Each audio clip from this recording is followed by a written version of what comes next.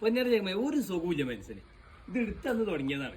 എവിടെ സ്കൂട്ടർ കത്തിയാലും എനിക്ക് ഇൻസ്റ്റാഗ്രാമിലായിട്ടും ടാഗ് ചെയ്യും, അല്ലെങ്കിൽ വാട്സപ്പിൽ മെസ്സേജ്, ആ കത്തിയ ഫോട്ടോ അല്ലെങ്കിൽ ആ ന്യൂസ് ഇങ്ങനെ വിട്ടരും. കത്തി ഇലക്ട്രിക് വണ്ടി കത്തി. പക്ഷെ ഏത് വണ്ടിയെ കത്തലും നിങ്ങൾക്ക് ആർക്കെങ്കിലും അറിയോ?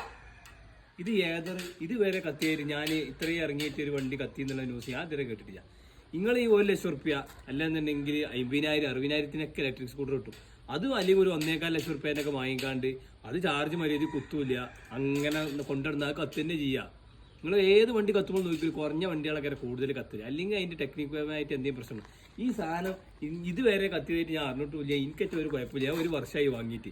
ഇത് എവിടെ കത്തിയാൽ എനിക്കൊരു സുഖം ഉണ്ടല്ലോ. എല്ലാവരും വിട്ടത് എനിക്ക് സുഫാനെ കത്തി അല്ലെങ്കിൽ ഇങ്ങനെ ഓരോ വീഡിയോ വിട്ടുക. അതുകൊണ്ട് എനിക്ക് പറയാനുള്ളത് കഴിഞ്ഞാൽ ഈ സാധനത്തിന് ഒരു കുഴപ്പമില്ല. പിന്നെ എന്ന് പറയുമ്പോൾ നിങ്ങളിത് കുറഞ്ഞ വിലക്ക് വാങ്ങും. ഇതിന്റെ വില കേൾക്കുമ്പോൾ ആൾക്കാർ എന്നോട് ചോദിച്ചു, അല്ലോ ഇത്ര പൈസ കൊടുത്തിട്ടാണ് ഈ വണ്ടി വാങ്ങി. ഇതിന് സോഫ്റ്റ്വെയർ ഉണ്ട്, പിന്നെ ഇതിന് കുറേ സെറ്റപ്പുകളുണ്ട്. നമ്മൾ മൊബൈലിൽ എന്ത് ചെയ്യുക, വണ്ടി ഫുള്ള് കൺട്രോളിങ് ചെയ്യാം. വണ്ടി എവിടെയാണ്, പിന്നെ അതേപോലെ ചാർജിങ് സെന്ററുകൾ എവിടെയാണ്, അങ്ങനെ കുറേ ഇതുണ്ട്. ഇപ്പോൾ നമ്മൾ എവിടെയെങ്കിലും പാർക്കിങ്ങിൽ നിർത്തിയിട്ട് മൊബൈലിൽ അടിച്ചു കഴിഞ്ഞാൽ വണ്ടി സൗണ്ട് ഉണ്ടാവും. അപ്പോൾ നമ്മളെ വണ്ടി എവിടെയാണ്, രാത്രി കിടക്കണമെന്നൊക്കെ കാണാം.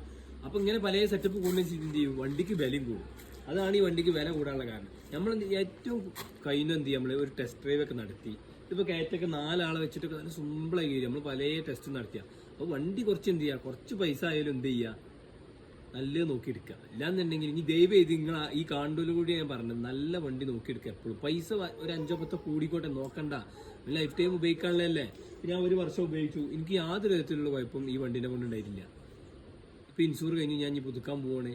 നമ്മൾ നല്ല കുട്ടപ്പനായി കൊണ്ടെടുക്കുക, നല്ല നോക്കുകയാണെന്നുണ്ടെങ്കിൽ ഒരു പ്രശ്നം ഇലക്ട്രിക് വണ്ടി. പിന്നെ ഇതിന് ഏറ്റവും വലിയൊരു സുഖം എന്താണെന്ന് വെച്ച് കഴിഞ്ഞാൽ, മറ്റുള്ള കമ്പനികൾക്കൊന്നും ഞാൻ എന്ത് കണ്ടിട്ടില്ല, സ്പീഡ് ചാർജർ വേറെ സ്ഥലങ്ങളിൽ നിന്നും കമ്പനി സെറ്റ് ചെയ്ത് കണ്ടിട്ടില്ല. ഇത് നമ്മൾ മൊബൈലിൽ നോക്കി കഴിഞ്ഞാൽ നമുക്ക് കാണാം എല്ലാ ഭാഗത്തും എന്ത് ചെയ്യുന്നുണ്ട്. എൻ്റെ വീടിൻ്റെ അടുത്ത് തന്നെ, അതായത് ഈ കോട്ടക്ക പരിസരത്ത് തന്നെ എൻ്റെ അറിവിൽ 4 എണ്ണം ഉണ്ട് ചാർജിങ് സെന്റർ.